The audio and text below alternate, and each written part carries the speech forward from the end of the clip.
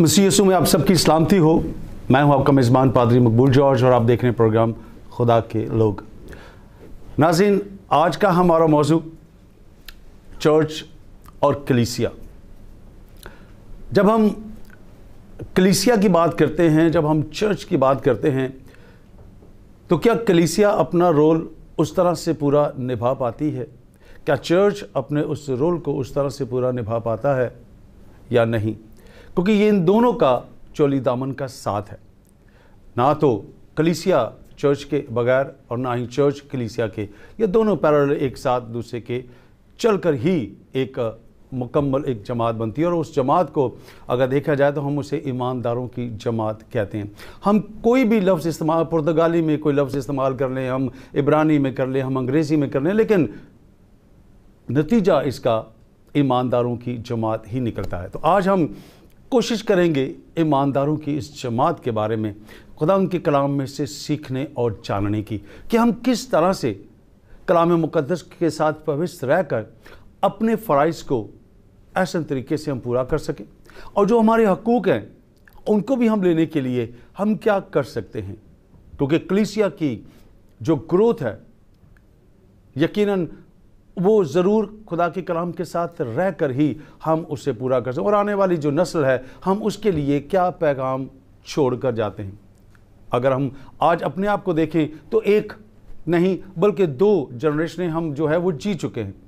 हमने अपनी आने वाली जनरेशन के लिए क्या पैगाम जो है वो छोड़ा है, ताकि वो ऐसा ना हो कि जैसे हम कलाम मुक़द्दस को देखते कि कैसी भी नस्ल है, एक ऐसी भी पौध है जो खुदा के नाम को जानती ही नहीं। तो क्या हम ईमानदारों की जमात में शामिल हैं? कलाम मुक़द्दस के इस हिस्सा में से हम आज जानने की कोशिश करेंगे। और आज के हमारे इस एपिसोड में हमारे साथ शरीक गुफ्तगू हैं। हमारे साथ 2 मेहमान हैं आज, और मैं दोनों का तारुफ आपसे करवाता चलूँ और उसके बाद बाकायदा तौर पर हम आज अपने प्रोग्राम का आगाज़ करेंगे। पहले मेहमान हैं मेरे साथ जनाब आमिर जॉन साहब, जो कि मैनेजिंग डायरेक्टर हैं Pearl institute of management and technology के, और दूसरे हमारे साथ हैं हमारे बहुत ही मोहतरम इज़्ज़तमाब जनाब बिशप डॉक्टर अमानत मसीह साहब, जिनका ताल्लुक central gospel assemblies of Pakistan से है, और इन दोनों का जो ताल्लुक है वो कोयटा शहर से है। तो आइन से मिलते हैं और आज की कलीसिया और चर्च के हवाले से हम खुदा के कलाम में से सीखने की कोशिश करेंगे। बिशप साहब आपका और आमिर जॉन साहब आपका भी, दोनों का मैं शुक्रगुज़ार हूँ कि आपने हमारी इस दावत को कबूल किया, और आज हम इस मौजू पर जो कि कलीसिया है, हम इसके ऊपर हम खुदा के कलाम में से सीखने की कोशिश करेंगे। तो मैं दोनों को एक बार फिर प्रोग्राम खुदा के लोग में खुशामदीद कहता हूँ। Thank you so much. मैं शुक्रगुज़ार हूँ आपका, और इसके साथ साथ अली जनाब पादरी सरफराज विलियम साहब का, गवाही टीम का, कि जिन्होंने हमें दावत दी कि आज के इस प्रोग्राम खुदा के लोग में आकर शिरकत कर सकें। बिशप साहब, जैसे कि आज का जो मौजू है, मैं चाहूँगा कि हम ज़रूर इस पर हम बात करें। मैं सबसे पहले ये जानना चाहूँगा कि कलीसिया, अगर हम इसके मफहूम को देखना चाहें या इससे मुराद देना चाहें, तो क्या इससे मुराद क्या है? भाई साहब, जहाँ तक कलीसिया का ताल्लुक़ है, मेरा ख्याल आप काफ़ी बातें बड़ी तफसील से पहले ही कर चुके हैं, लेकिन फिर भी मैं ये कहना चाहूँगा कि कलीसिया जो है ये पत्थरों की, ईंटों की या सीमेंट की बनाई हुई कोई इमारत नहीं है। ये कलीसिया का मतलब अंग्रेज़ी में चर्च है, या इसके लिए मुख्तलिफ मीनिंग्स इस्तेमाल हुए हैं। चुने हुए लोग, या वो लोग जो मसीह के खून से धुले हुए हैं, ऐसे लोगों की जमात जो यीशु के पैरवी करने वाले हों, यीशु के हवारी हों। तो इसमें ताल्लुक़ इस बात का नहीं है कि ये जमात 500 लोगों की है या 300 लोगों की है या इससे कम की, लेकिन वो जो जमात जो है वो ईमानदारों की जमात है। बाइबल मुक़द्दस में अगर हम कलीसिया के बारे में गौर करें तो हमें बेशुमार एग्ज़ाम्पल्स मिलती हैं। अगर हम पहली कलीसिया पर गौर करें तो वो 2 लोगों की कलीसिया थी, जिसमें एक आदम था और हवा थी, और उनका पासबान जो है वो खुदा था। ठीक है जी। उसके बाद अगर हम और थोड़ा सा आगे बढ़ें तो एक और कलीसिया का मंजर हमें नज़र आता है, और वो कश्ती की कलीसिया है, जिसमें 8 लोग उस कश्ती में थे और उनकी पासबानी जो है वो खुदा कर रहा था। और फिर थोड़ा सा और जब हम आगे बढ़ते हैं कलीसिया की तरफ, तो फिर हमें एक और कलीसिया नज़र आती है जिसको हम बियाबानी कलीसिया कहते हैं, जिसमें सिर्फ मर्दों की तादाद 6 लाख और औरतें और बच्चे मिलाकर 30 लाख लोग थे। 30 लाख लोगों की कलीसिया थी और उनका जिस्मानी लीडर जो इस ज़मीन पर था वो मूसा था और खुदा उनका रहनुमा था। और उसके बाद फिर एक और कलीसिया की जब हम बात करते हैं तो वो नए अहदनामे की कलीसिया है, जिसके बारे में यीशु मसीह ने पतरस से कहा था कि तू पत्थर है और मैं इस पर अपनी कलीसिया कायम करूँगा।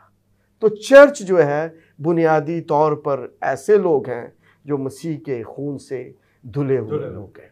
सर, अब अगर हम तारीख के औराक को पलट कर देखें तो पहली सदी की जो कलीसिया है उसे मॉडल कलीसिया का जो है वो टाइटल दिया गया है। जी जी जी। मैं ये पूछना चाहूँगा कि ये जो टाइटल मिला है मॉडल कलीसिया का, क्या वजूहात है? पहली वजह तो ये है, बात यह है कि ये खुद मसीहा के अपने मुंह के अल्फाज हैं। लूका की इंजील की तरफ अगर आप जाएं तो पहली दफ़ा बाइबल में लफ्ज़ कलीसिया मसीहा के मुंह से खुद, उनके लबे मुबारक से खुद निकला कि तू पत्थर है, तू पतरस है और इस पर मैं अपनी कलीसिया बनाऊंगा। यहाँ पर एक बात मैं क्लियर करता चलूँ, गो शायद मेरी ये बात कुछ लोगों को अच्छी ना लगे, लेकिन जब कलीसिया की बात होती है तो पतरस जो है इसका मतलब है छोटा पत्थर, स्मॉल स्टोन। लेकिन यीशु मसीह जो है वो चट्टान है, वो रॉक है, वो कोने के सिरे का पत्थर है। तो कलीसिया जो है वो किसी छोटे पत्थर पर नहीं बल्कि चट्टान पर बनाई जाती है। इमारत जो है वो चट्टान पर बनती है। इसलिए जो कलीसिया की बुनियाद जो है वो यीशु मसीह पर है, ना कि किसी रसूल पर है। उसका बनाने वाला खुद खुदावंद यीशु मसीह है। आप क्या समझते हैं कि आमिर साहब आपकी तरफ आऊँगा कि जो कलीसिया के अंदर जो यूथ का एक रोल है, आप क्या समझते हैं कि उनका जो रोल है वो इस वक्त मौजूदा जो अगर हम सिनेरियो को देखें तो वो कैसा रोल है? Thank you very much pastor Maqbool George साहब। सबसे पहले तो मैं आपका शुक्रिया अदा करूंगा आपके इस चैनल का, और मैं पास्टर सरफराज विलियम साहब का शुक्र अदा करूंगा कि उन्होंने हमें मौका दिया कि हम आपके चैनल के थ्रू और खुदा के लोग प्रोग्राम के थ्रू हम अपनी जो मसीही कलीसिया है उनको पैगाम दे सकें। आपका जो सवाल है कि इस वक्त जो यूथ है उनका रोल कलीसिया में किस हद तक मुस्बत है और किस हद तक मनफी है।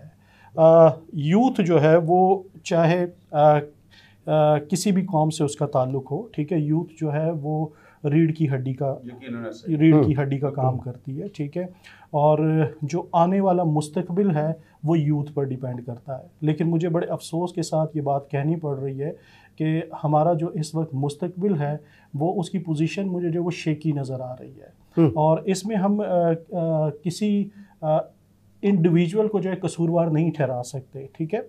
इसमें अगर हम ये देखें कि सोशल मीडिया का दौर है और एडवांसमेंट का दौर है, और अगर हम कलाम पर गौर करें तो उसमें भी जो है आखिरत की जो निशानियां बताई गई हैं उसमें से एक निशानी ये भी है। और हमने जो इस वक्त मेरी जो पर्सनल ऑब्जर्वेशन है वो ये है कि हमारी जो यूथ है वो इस वक्त जो है फ्रस्ट्रेशन का शिकार है और वो बैलेंस्ड लाइफ जो है वो नहीं गुजार रही।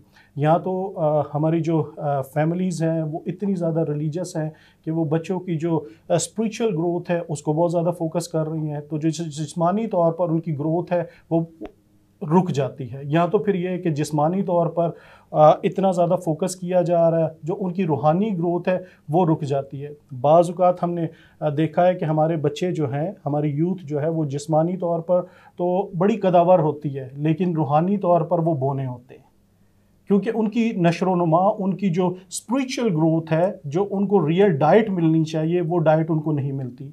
तो जिसकी वजह से ये है कि रूहानी तौर पर उनकी ग्रोथ रुक चुकी होती है। बाज़ औक़ात ये है कि जिस्मानी तौर पर उनकी ग्रोथ रुक चुकी होती है। यही वजह है कि इस वक्त जो हमारी यूथ है वो कम्पीट नहीं कर पा रही, ठीक है। और उसमें यह है कि अगर हम देखते हैं बाज़ औक़ात ये है कि जिस्मानी तौर पर वो बहुत ज़्यादा स्ट्रॉन्ग है और रूहानी तौर पर वीक है।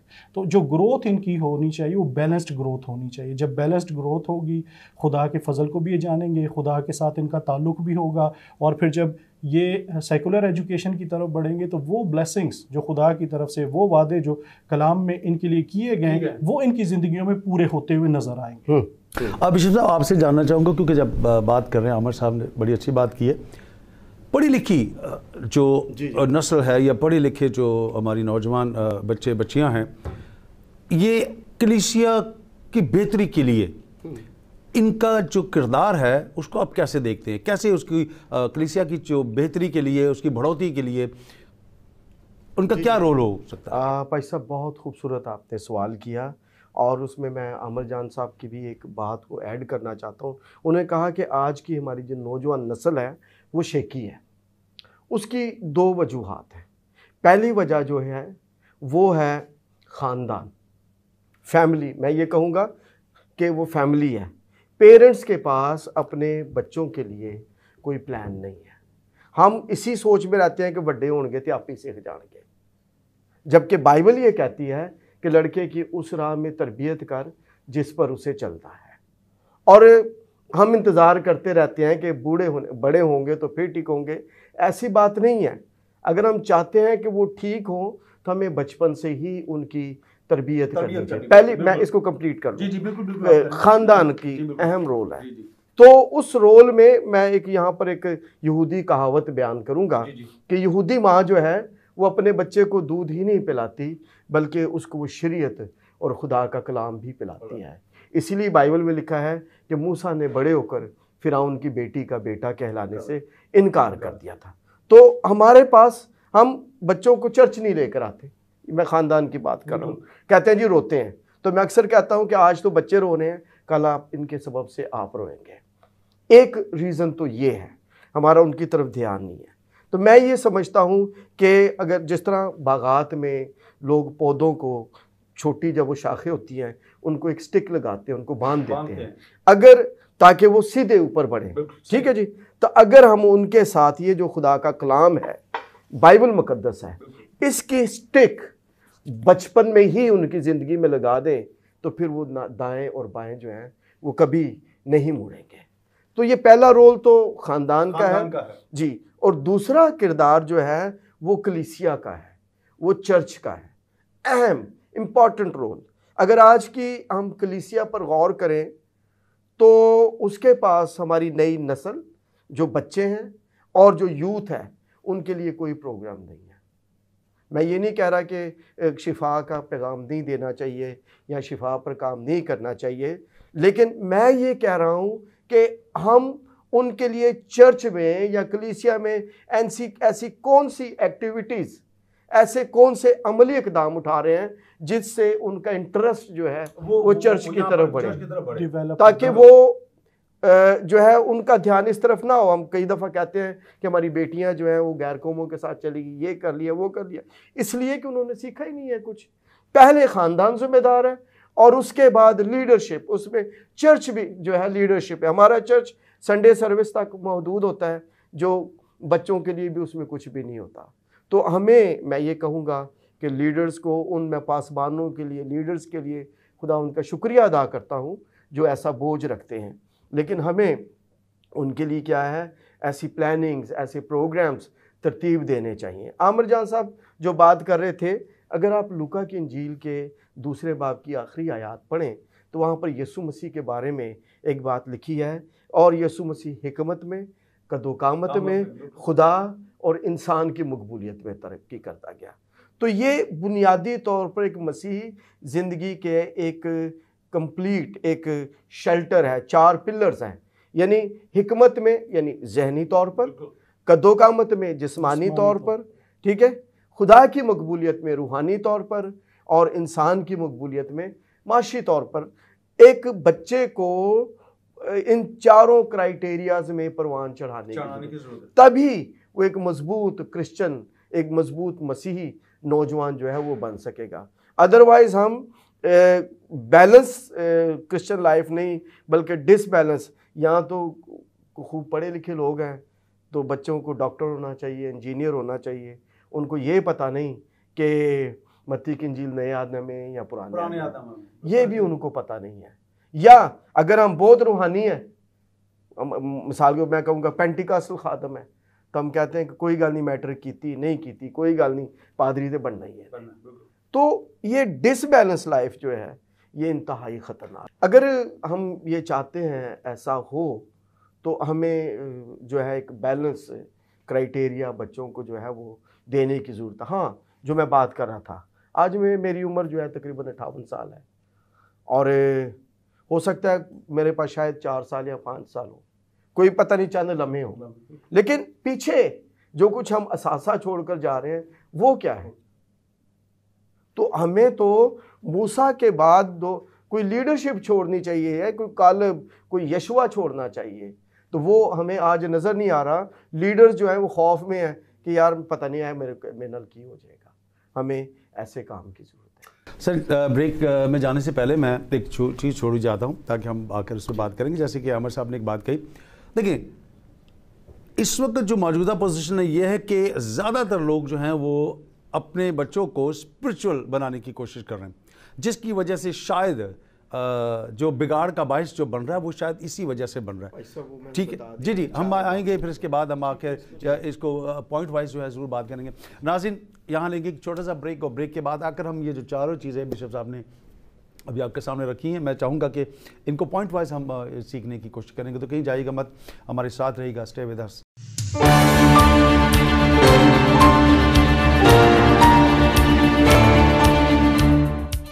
नाज़रीन, एक बार फिर आपको खुशामदीद कहता हूँ प्रोग्राम खुदा के लोग में। जिन्होंने अभी में ज्वाइन किया, मैं यहाँ बताता चलूँ कि आज का हमारा प्रोग्राम जो है वो कलीसिया पर है, और आज के हमारे साथ जो मेहमान हैं मैं उनका भी आप नाम बताता चलूँ कि उनका ताल्लुक कोयटा से है।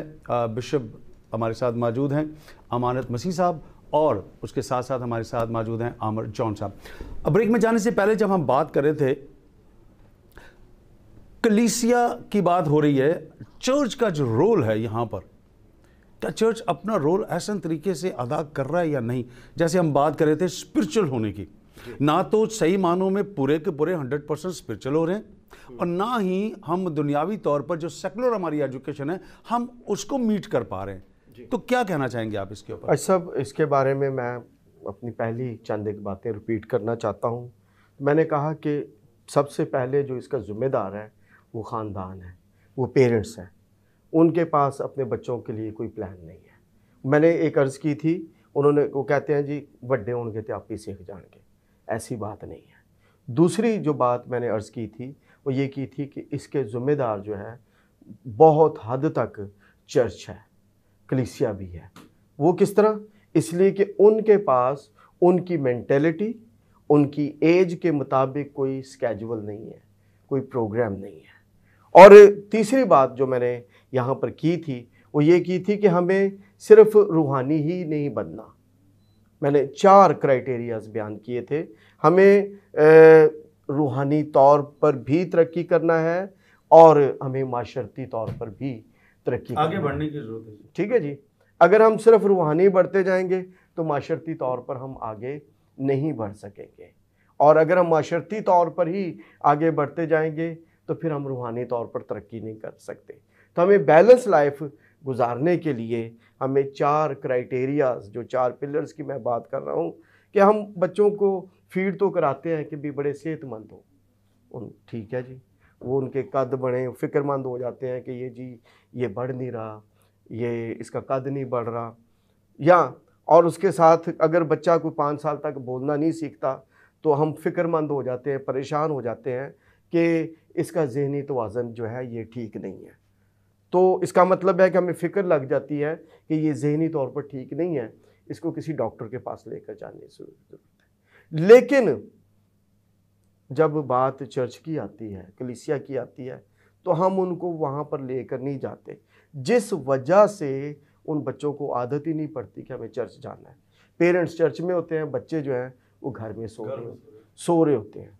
चाहिए तो ये कि जहाँ हम खुद जा रहे हैं अपने बच्चों को अपने साथ लेकर जाएं, और इसके साथ साथ हमारा ध्यान ना सिर्फ उनकी रूहानी तालीम व तरबियत पर, जैसे मैंने एक यहूदी कहावत का आपके सामने जिक्र किया, उसके साथ साथ उनकी माशरती तरक्की के लिए उनकी एकेडमिक एजुकेशन जो है वो भी ज़रूरी है, वो बहुत ही अहम है। मौजूदा दौर में जब हम इस सदी में से गुज़र रहे हैं तो ये तो कंप्यूटर का दौर है, ये टेक्नोलॉजी का दौर है, जदीद साइंसी आलात का दौर है। तो अगर वो इस दौर में इस एज के मुताबिक, इस रेस के मुताबिक आगे नहीं बढ़ेंगे तो वो जो है ना वो उस रेस में, इस दौड़ में क्या होंगे, पीछे रह जाएंगे। तो इसके लिए मैं रिक्वेस्ट करना चाहता हूँ पेरेंट्स से भी और कलीसियाई पासबानों से भी। याद रखिएगा क्रूसेड्स बहुत अच्छे हैं, मैं उन तमाम खादमों की जो क्रूसेड्स करवाते हैं मैं उनकी इज़्ज़त करता हूँ, उनका एहतराम करता हूँ। कॉन्फ्रेंसेस, सेमिनार्स बहुत अच्छे हैं, खुदावंद आप सबको बरकत दे। लेकिन इसके साथ साथ अपने हमारी जो अगली नस्ल है उसकी भी फ़िक्र करें। बूढ़े ख़त्म हो जाएंगे और चर्च खाली हो जाएंगे, और चर्च को वापस उस जगह पर लाने के लिए हमें अगली नस्ल को तैयार करने की ज़रूरत है। उन बच्चों को तैयार करने की ज़रूरत है जिनके दिल में खुदा का खौफ हो। तो मैं ये कहूँगा कि आपके सवाल के मुताबिक कि किसी हद तक चर्च भी इसका ज़िम्मेदार है, कलीसिया जो पासबान हैं वो भी इनके ज़िम्मेदार हैं, उन्हें भी इस बात पर ध्यान और तवज्जो देने की ज़रूरत है कि हमें क्या करना है। सर, आप जैसे बात कर रहे थे, मैं आपकी तरफ आता हूँ कि हमारी नौजवान जो नस्ल है वो किसी हद तक चर्च से दूरी, क्या वजह है, क्यों उससे दूरी की वजह क्या है? देखिए, बच्चा जो है वो गीली मिट्टी की मानिंद होता है, ठीक है, और गीली मिट्टी को जब तक वो गीली है आप किसी भी सांचे में ढाल सकते हैं, लेकिन जैसे जैसे आहिस्ता आहिस्ता वो मिट्टी खुश्क होना शुरू हो जाती है फिर उसकी शेप हम चेंज नहीं कर सकते। इसी तरह बच्चे को अगर बचपन ही से हम खुदा की तालीम के बारे में आगाह नहीं करते तो वो उसकी जो दूरी है वो आहिस्ता आहिस्ता बढ़ती जाएगी और उसका जो इंटरेस्ट है, ठीक है, वो आहिस्ता आहिस्ता जो है वो ख़त्म होता जाएगा और दुनिया की रंग रलियाँ, अट्रैक्शन वो उसे ज़्यादा अट्रैक्ट करेगी। एक तो ये वजह है। दूसरी वजह ये है कि हमें जो है सोच बदलने की ज़रूरत है। हम इस मुल्क में एज अ मिनॉरिटी हैं और हमने एक जो है मैं कह सकता हूँ एक शेल्टर जो है वो एक शील्ड अपने सामने रखी है कि हम मिनॉरिटी हैं, हम डिस्क्रिमिनेटेड हैं और हम आगे नहीं बढ़ सकते। तो हम कोशिश ये करते हैं कि अपने लिए आसानियाँ ढूंढते हैं और रीज़न्स जो हमने बनाए होते हैं वो ये है कि वी आर द मिनॉरिटी। लेकिन एक चीज़ मैं आज यहाँ क्लियर करना चाहता हूँ, ठीक है, minority is the recognition of majority, ठीक है, मिनॉरिटी ही होती है जो मेजॉरिटी को उसकी पहचान देती है। और दूसरी चीज़ ये है कि अगर हम सब सलाली परचम देखें तो उसमें जो एक वाइट पोर्शन है, ठीक है, वो मिनॉरिटी की रिप्रेजेंटेशन करता है। अगर हम उसे निकाल देते हैं तो वो परचम जो है वो अपनी शनाख्त खो देता है। अब इसको मैं एज अ ट्रायंगल लेता हूँ, ठीक है, कि दुनिया हमारे बारे में क्या कहती है, गैर अक़वाम हमारे बारे में क्या कहती है। वो ये कहती हैं कि मसीह लोग जो है वो सच्चे हैं, ये ईमानदार हैं, ये ट्रस्ट वर्दी लोग हैं, ये झूठ नहीं बोलते, ये चोरी नहीं करते, ये कत्ल नहीं करते, ये डाके नहीं डालते। ये गैर अक़वाम की सोच है हमारे बारे में। कलाम हमारे बारे में क्या कहता है, ठीक है, कलाम कहता है कि तुम दुनिया के नूर हो, तुम ज़मीन के नमक हो, ठीक है। और नमक हमें क्यों कहा गया है? क्योंकि नमक के बग़ैर जो है आप बेशक 100 किस्म के मसाला जात भी खाने में डाल दें, अगर उसमें नमक की कमी है तो वो टेस्टलेस है। नमक जो है वो पाकीज़गी का निशान है। नमक जो है वो गलने सड़ने से बचाता है। नमक जो है आपकी मेडिसिन में यूज़ होता है। और ज़मीन जो है, जिस ज़मीन से हम निकले हैं वो भी नमकीन है। ये कलाम हमारे बारे में कह रहा है, ठीक है। अब हम being a youth, being a Christian, हम अपने बारे में जो थर्ड पोर्शन एंगल क्या है वो हम क्या सोचते हैं कि वी आर द डिस्क्रिमिनेटेड, हमारे पास तो अपॉर्चुनिटीज़ ही नहीं है, हम कुछ कर ही नहीं सकते। तो यहाँ सोच बदलने की ज़रूरत है। जब तक हम इस सोच को नहीं बदलेंगे, हम आया वो सेकुलर एजुकेशन है या रिलीजियस एजुकेशन है, उसमें हम आगे नहीं बढ़ सकते। और इस सोच को बदलने का जो बेड़ा उठाना है वो हमारे रिलीजियस लीडर, हमारे पॉलिटिकल लीडर, सोशल एक्टिविटीज़, इन सब की ज़िम्मेदारी है। और इसका स्टार्ट जो होगा, ठीक है, अगर मैं ये चाहता हूँ कि मैं इस काम की बुनियाद बनूँ तो मैं एक दायरे के अंदर खड़ा हो जाऊँ और मैं ये तहैया करूँ कि बेदारी रिवाइवल जो है वो इस दायरे से शुरू हो। फिर चेंजेस आएंगी, जब सोच बदलेगी तो फिर सारी चीज़ें जो है वो बदल जाएंगी। जी बिशप साहब, मैं जब बात हम करें कलीसिया में, और कहने को तो ये बात बिल्कुल दुरुस्त भी है कि कलीसिया और खादिम ये दोनों एक दूसरे के साथ साथ ही चल रहे हैं और इन दोनों के बगैर चर्च जो है वो अधूरा दिखाई देता है, लेकिन इसके बावजूद इनमें दोनों में बिगाड़ जो है उसकी क्या वजह? देखें जी भाई साहब, बहुत खूबसूरत सवाल है। बात यह है कि कलीसिया का और चरवाहे का, पासबान का वही ताल्लुक़ है। पहली बात तो यह है जो एक चरवाहे और भेड़ का होता है, और दोनों एक दूसरे के लिए लाजम और मलजूम है। चरवाहे की जिम्मेदारी है कि अपने भेड़ों की गलाबानी करें। चरवाहे की जिम्मेदारी है कि उनको खुदा के कलाम के दुरुस्त खुराक दे। चरवाहे की जिम्मेदारी है कि वो उनकी देखभाल करे, वो रूहानी उनकी जो बीमारियां हैं। और भेड़ की जिम्मेदारी क्या है कि वो दूध दे। भेड़ की जिम्मेदारी है कि वो अपनी ऊन दे। ये लाजिम और मलजूम दोनों चीज़ें। अब हमारे यहाँ आज जो एक कॉमन जो है, एक पासबान का ताल्लुक इतवार की हद तक होता है, इतवार की हद तक और लोगों तक होता है, और लोगों का भी पादरी के साथ सिर्फ एक इतवार के इतवार का होता है। इसके बाद पादरी अपनी जगह पर और कलीसिया लोग जो हैं अपनी जगह पर। बाइबल मुकद्दस जो है वो कलीसिया को ख़ानदान के नाम से पुकारती है। तो इसका मतलब ये हुआ कि जब हम ख़ानदान हैं, जब हम उस गले की भेड़ें हैं, तो फिर एक चरवाहे को पहली बात तो ये कि उसको नाम बनाम जानना चाहिए, उसको पता होना चाहिए। तो कई दफ़ा लोग आकर पादी साहब असीं तुहाडे गिरजे आने, कहते अच्छा अच्छा अच्छा तुसीं आंदे हो गिरजे, पता ही नहीं है, पता ही नहीं है कि कौन है। हमें इतना पता है कि कौन दाई की देर है। मैं इसके अगेंस्ट नहीं हूँ, लेकिन ये हमें पता होता है। तो इसलिए ये दोनों जो है, पहली बात तो ये कि लाजिम और मलजूम है। दूसरी बात जो है जहाँ तक ताल्लुक ये है कि पादरी जब हम कहते हैं ना, ये फारसी लफ्ज़ पिदर से है, यानी बाप। तो उसके अंदर एक बाप का सा एहसास होना चाहिए। जो उसके बच्चे हैं, जो उसके लोग हैं, वो उनके लिए कितना फ़िक्रमंद होता है। आज सुबह एक कॉन्फ्रेंस में मैं बात कर रहा था कि नेमिया जब बादशाह के महल में था, तो कुछ यहूदी जब लौट कर आए तो उसने पहला काम पता है क्या किया? उनसे पूछा कि वो 50,000 यहूदी जो यरूशलेम को में लौट कर गए थे, उनकी क्या हालत है। उनकी खबरगिरी की, उनकी फिक्र। तो ये वजह ये है कि चूंकि ये इनका आपस में कोई इंटरेक्शन नहीं है, इनका आपस में कोई ताल्लुक नहीं है। लोग आते हैं, इबादत अटेंड की और उसके बाद चले गए, कभी पादरी से मिले नहीं, कभी उनको ये नहीं कहा कि पादरी साहब आप हमारे घर में आ जाएं। और ना ही हमारे पादरी साहब जो हैं वो भी कभी इतनी कोशिश करते हैं कि जाकर फैमिलीज़ को, कलीसिया को, लोगों को जाकर मिलें, उनके हालात का पता करें, फिक्र करें कि उनको पता होना चाहिए कि आज फ़लाँ बंदा चर्च में नहीं आया तो वजह क्या है। उसको जाकर पूछना चाहिए, पता करना चाहिए कि भाई बहन आप क्यों नहीं आए। तो मैं तो ये समझता हूँ कि चूँकि वो एक दूसरे को जानते नहीं हैं, पहचानते नहीं। यीशु मसीह ने कहा था कि मैं अच्छा चरवाहा हूँ और मेरी भेड़ें जो हैं वो मुझे पहचानती हैं, पहली बात, और मैं उनको नाम बनाम जानता हूँ। तो जब पता ही नहीं है किसी चीज़ का, तो फिर कैसे डेफिनेटली ये बिगाड़ भी होगा, ये तसादम भी होगा। हम सिर्फ एक अटेंडर बनकर रह जाएंगे, हम उस गले खाने का हिस्सा नहीं बन सकते। तो जो कलीसिया है उनको भी चाहिए कि वो गले खाने का हिस्सा बने। जब ज़रूरत होती है हम ज़रूर पादी साहब, भाई साहब निकाह पढ़ दो, पादी साहब जनाजा हो गया है, वो कहते हैं जी कभी तुसी गिरजे भी आए, पता ही नहीं है जी। बाद में हम पासबानों पर गिले शिकवे करते हैं, जी पादरी साहब ने नहीं हमें आते।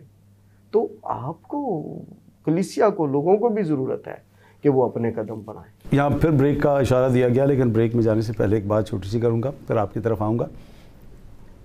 वो 99 को छोड़कर एक की तरफ जाता है जी, लेकिन लग ऐसा रहा है कि हम एक की तरफ जा रहे हैं, 99 को छोड़ दिया हुआ है। ब्रेक में लेंगे यहाँ, और फिर एक ब्रेक के बाद आकर हम इसको ज़रूर यहाँ पर आपके साथ डिस्कस करेंगे। नाज़रीन, यहाँ एक वक्त हुआ चाहता है ब्रेक का। प्रोग्राम चल रहा है कलीसिया के हवाले से। मुझे बहुत अच्छा लग रहा है कि आज हम इस ख़ास मौजू पर, क्योंकि ये मौजू ऐसा है जो मेरे और आपके साथ जुड़ा हुआ है, और कहीं ना कहीं ये मुझे भी ये कह रहा है कि मेरे जो फ़र्ज़ हैं क्या मैं उन्हें पूरा कर रहा हूँ।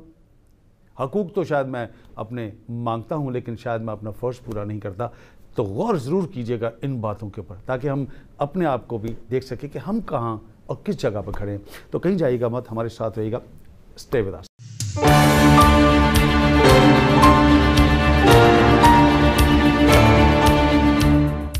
वेलकम बैक नाज़रीन, प्रोग्राम खुदा के लोग में। ब्रेक में जाने से पहले हम बात कर रहे थे एक अच्छे चरवाहे के हवाले से। मैंने एक सवाल छोड़ा था कि मसीह यीशु 99 भेड़ों को छोड़कर एक के पीछे जाता है, और जैसे पादी साहब जैसे बिशप साहब ने इसको बड़े अच्छे तरीके से कहा, हाँ ठीक है, हमारी भी गलतियां हैं और हमें भी उन गलतियों को दूर करने की ज़रूरत है। क्या वजह है कि हम एक को तो रख लेते हैं और 99 को छोड़ देते हैं? क्या वजह है? बड़ा अच्छा सवाल है आपका, और इस सवाल को मैं पूरा करना चाहूँगा। आपने इस सवाल के साथ एक और सवाल ये किया था कि मैं अपने हुकूक के लिए तो आवाज़ बुलंद करता हूँ, लेकिन क्या मैं अपने फ़राइज़ की जो है वो अदायगी पूरी कर रहा हूँ या नहीं कर रहा। तो इसका जवाब भी आपको इसी बात में मिल जाएगा कि यीशु मसीह जो है वो 99 भेड़ों को जो है छोड़कर एक के पीछे जाता था, उसकी तलाश के लिए जाता था। लेकिन अब चूँकि हम अपने जो फ़राइज़ हैं उनको सही तरीके से सरअंजाम नहीं दे रहे, इस वजह से हम इसके टोटली बरक्स जा रहे हैं।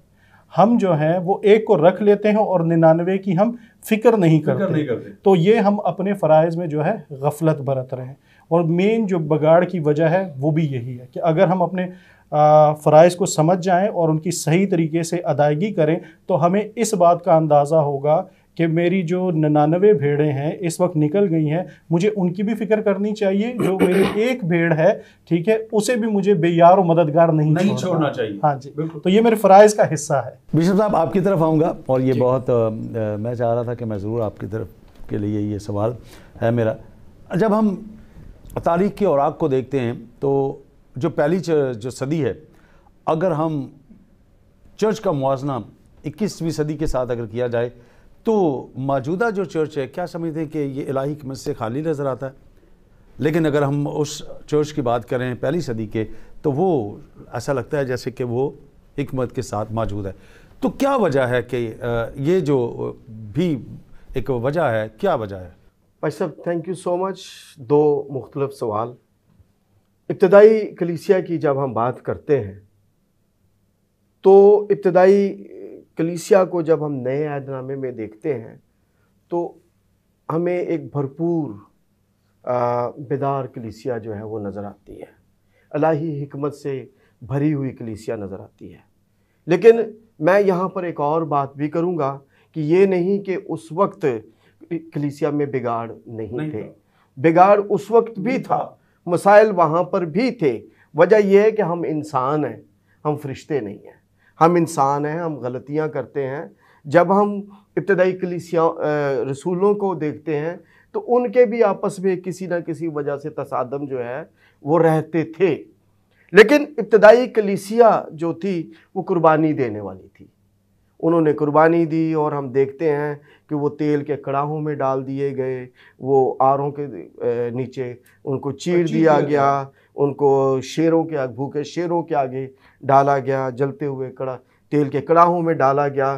तो बेशुमार सैक्रिफाइसेस, और वो रद्दे जो उस वक्त रखे गए, उन रद्दों पर रखी हुई ये चंद रद्दे हैं जो आज की कलीसिया है। जो हमें यहाँ पर एक बड़ी पिक्चर नज़र आती है, उसमें बेशक एक बड़ा बिगाड़ भी नज़र आ रहा है कि जो एक चरवाहे और कलीसिया का, भेड़ों का जो ताल्लुक़ है, वो हमें उस तरीके से मजबूत नहीं नज़र आ रहा जो उस वक्त हम बाइबल मुकद्दस के आईने में देखते हैं कि यूहन्ना रसूल जो कलीसिया का पहला बिशप था, पोलीकार्प जो मसीह के लिए शहीद हो गया, जिसने कहा, जब बादशाह नीरो बादशाह ने उसे कहा कि मसीह का इनकार कर, तो वो ये कहने लगा कि बादशाह मैं 75 सालों से उसका खादम हूँ, और उसने इन 75 सालों में कोई दुख नहीं दिया तो मैं तेरे सामने उसका कैसे इनकार कर सकते हैं।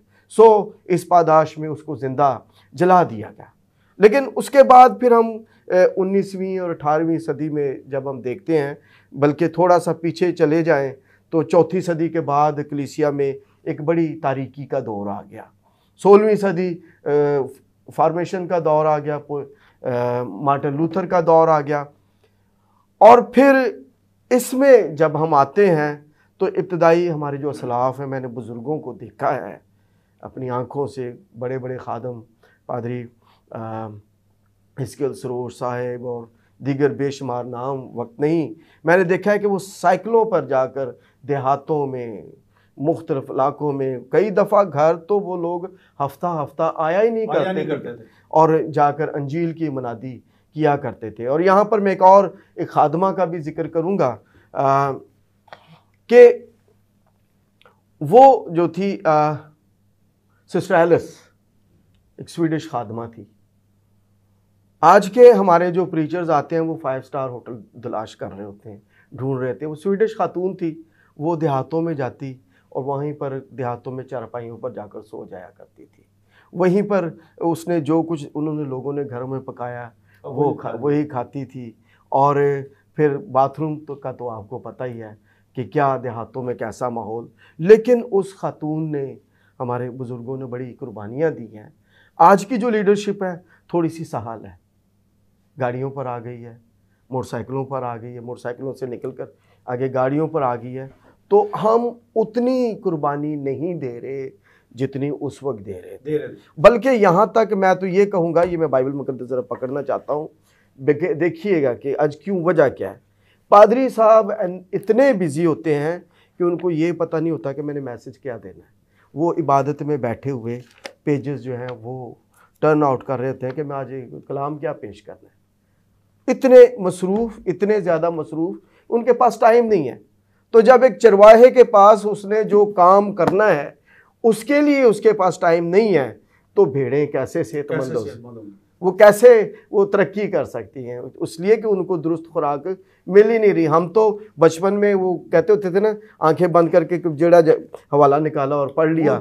आज पादरियों की, हमारे खादमों की, लीडर्स की ये हालत हो गई हुई है।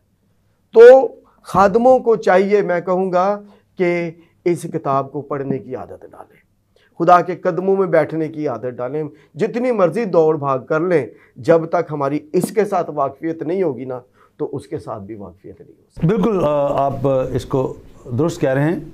अभी थोड़ी देर पहले हम बात कर रहे थे रूहानी बाप की। जी। एक रूहानी बाप अगर इन तमाम चीज़ों को नहीं जान सकता, नहीं समझ पा रहा, तो फिर कहाँ पर लैक है? क्योंकि अगर हम जिस्मानी बाप की बात करें तो 5 लोग घर में हैं जी, बीवी के साथ 5 है, तो ये 6 लोग हैं, टोटल 7 लोग हो गए। तो उसको 5 बच्चों के बारे में मालूम है, उनकी आदत क्या हैं, उनके बारे में उसे ये भी मालूम है कि इसको परेशानी क्या है, इसको किस चीज़ की ज़रूरत है, क्या है, वो सब कुछ दिया जा रहा है। लेकिन क्या एक रूहानी बाप, उसकी जिम्मेदारियां क्या हैं? क्या वो उन जिम्मेदारियों को पूरा करता है?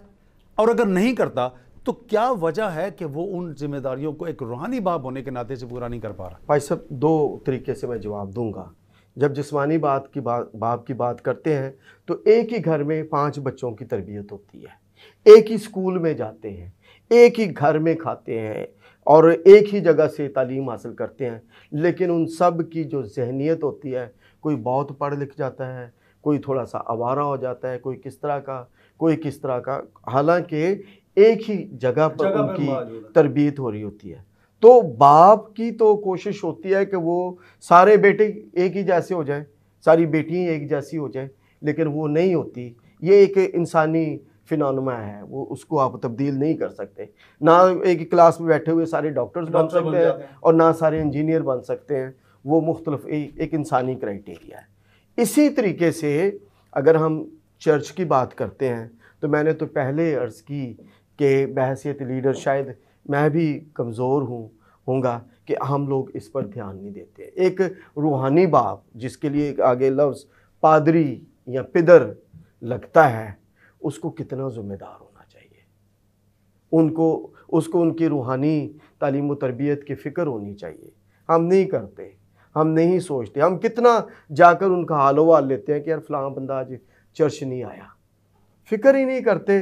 तो फिर इसका मतलब ये हुआ कि बहैसियत एक रूहानी बाप के मैं अपनी ज़िम्मेदारियों को पूरा नहीं कर रहा। मुझे अपनी ज़िम्मेदारियां जो हैं वो पूरी करनी है। और ये पैगाम आज मैं आपके इस प्रोग्राम के थ्रू अपनी उन तमाम लीडरशिप को देना चाहता हूँ कि अगर हम पादरी हैं, अगर हम अपने आप को पिदर कहते हैं, अगर हम अपने आप को बाप कहते हैं, तो हमें एक बाप का सा कंपैशन, बाप का सा तरस, बाप की सी मोहब्बत, बाप का सा क्या उसको कहते हैं, कुर्बानी देने वाली फितरत जो है वो अपने अंदर लेने की ज़रूरत है। ना कि हम भेड़ों से तो कुर्बानियाँ लें, लेकिन हम खुद कुर्बानी देना गवारा ना करें। बाप जो है वो कुर्बान होता है, उसने वो उसकी जिम्मेदारी है। सर आपकी तरफ आऊँगा, मैं सर एक चीज़ और ऐड करना चाहूँगा। बाप एक ऐसा लक़ब है, ठीक है, जो खुदा के बाद जो है आसमानी बाप ने जिस्मानी बाप को दिया, ठीक है।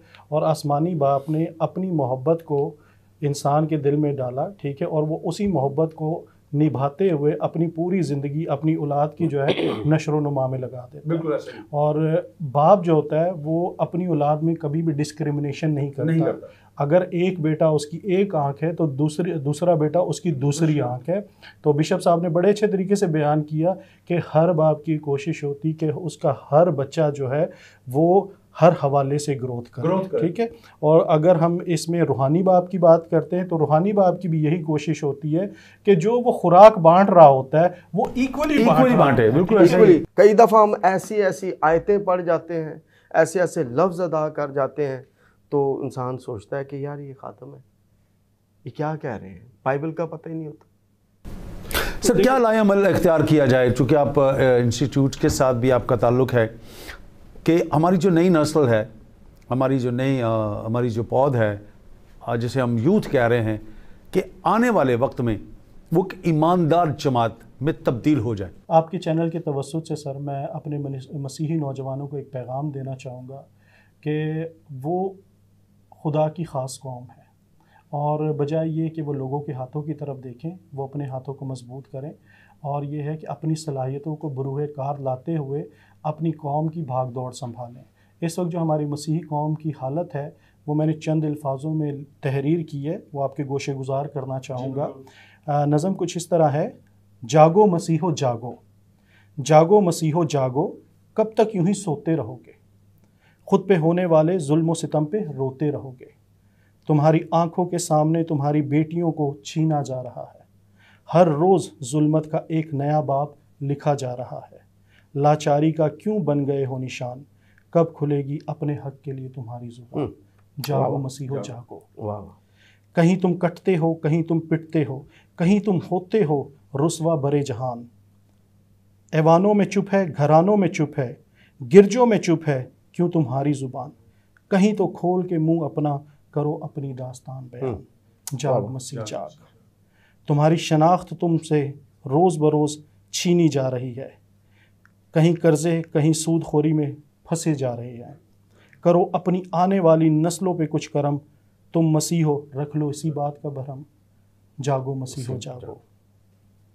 तुम तो जाने जाते थे मसीह के जलाल से, कर लिया है क्या अपना हाल अपने ही अमाल से, तालीम और सेहत के शोबे से भी मिटती जाती है तुम्हारी पहचान, जागो मसीहो जागो, मत बनो नशेबाजी का निशान, जागो मसीहो जागो। ये उन लोगों के लिए है जो गैर कौमों से ताल्लुकात के लिए बड़ा फ़ख्र रखते हैं। गैर कौमों से ताल्लुकात पे रखो ना तुम फ़ख्र, अपनी कौम और घराने के मामलात का ना करो इनसे ज़िक्र, हो नहीं सकते कभी भी ये हमारी इज़्ज़तों के पासदार, यही वजह है कि होते हैं हम हर रोज़ इनकी जुल्मत का शिकार, जागो मसीहो जागो। वाह वाह। नशेबाजी फैशन नशेबाजी का तुम बन गए हो निशान, जिसकी शबी पे तुम बने हो उसके कफ़ारे को तो जान, जागो मसीहो जागो। तुम्हारे नौजवानों के पास है ना कोई हुनर ना मकाम, अगर रखोगे खुदा से दूरी तो होगा यही अंजाम, जागो मसीहो जागो। तो सर आपके सारे सवालों का जवाब इस नज़म में आपको मिल चुका होगा। बिल्कुल मौजूद है यहाँ पर, और मैं आप दोनों का शुक्रगुज़ार हूँ। आज के इस प्रोग्राम में आपने हमारी दावत को कबूल किया, और इस बात के लिए भी शुक्रगुज़ार हूँ कि चूँकि टाइम भी बहुत हो चुका था, लेकिन इसके बावजूद हमने चाहा कि ज़रूर हम इस मौजू पर बात करें। तो बिशप साहब आपका भी और अमर जॉन साहब आपका भी बहुत बहुत शुक्रिया, आपने हमें ज्वाइन किया। खुदावंद ने फिर कभी चाहा तो ज़रूर हम किसी और मौजू पर भी बैठेंगे और खुदावंद के कलाम में से सीखने की कोशिश करें। मैं समझता हूँ कि मैंने ज़रूर इन बातों से बरकत को पाया, और जो हमें सुन रहे हैं, जो हमें देख रहे हैं, लेकिन उन्होंने भी खुदावंद के कलाम में से ज़रूर बरकत को पाया होगा। तो एक बार बिशप साहब आपका भी और अमर जॉन साहब आपका भी बहुत बहुत शुक्रिया। We are highly obliged. हाँ जी, हम जी हम शुक्रगुजार हैं गवाही चैनल के, गवाही टीम के, आपके और अपने अली जनाब पादरी सरफराज विलियम साहब के, कि जिन्होंने मदऊ किया और इस खूबसूरत प्रोग्राम को हम कर सकें। Thank you very much. So nice of you. नाज़रीन, आपने इस प्रोग्राम को देखा और सुना। हमने कलीसिया पर भी बात की, हमने खुदा के खादमों पर भी बात की, और ये नज़्म भी आपने ज़रूर इसको सुना होगा। एंड यहाँ पर ये आता है कि जैसे मैंने शुरू में कहा था कि ये दोनों एक दूसरे के साथ हैं और चोली दामन का साथ है। खुदा के खादम का उसका अपना एक किरदार है, उसकी अपनी जिम्मेदारियां जिसे वो पूरा करता हुआ दिखाई देता है, और कलीसिया के अपनी जिम्मेदारियां हैं वो उसे पूरा करे, ताकि ये दोनों चीज़ें मिलकर एक अच्छी और बेहतर जमात जो है वो उसको जो है वो जन्म दे सके। इसी के साथ आपसे इजाज़त चाहूँगा, आपसे फिर मुलाकात करेंगे नए प्रोग्राम में नए मेहमान के साथ। तब तक अपना ख्याल रखिएगा, और जो तोड़े खुदावंद ने आपको दिए हैं उन तोड़ों को उसके जलाल के लिए, उसके नाम की बढ़ोतरी के लिए इस्तेमाल करें। और चलते चलते आपसे अक्सर एक बात कहा करता हूँ, अपने बुज़ुर्गों का ख्याल रखें, क्योंकि ये बात हकीकत है कि उन्हें ना तो हमारे रुपए पैसे की ज़रूरत है और ना ही किसी और चीज़ की, उन्हें हमारे वक्त की ज़रूरत है। वो चाहते हैं कि हम उनके पास बैठें, उनके साथ हम अपनी चीज़ों को शेयर करें, ताकि उन्हें तन्हाई का एहसास ना हो। और ख़ास तौर पर अपनी माँ का ख्याल रखें। खुदावंद आप सबको बरकत दे। आमीन।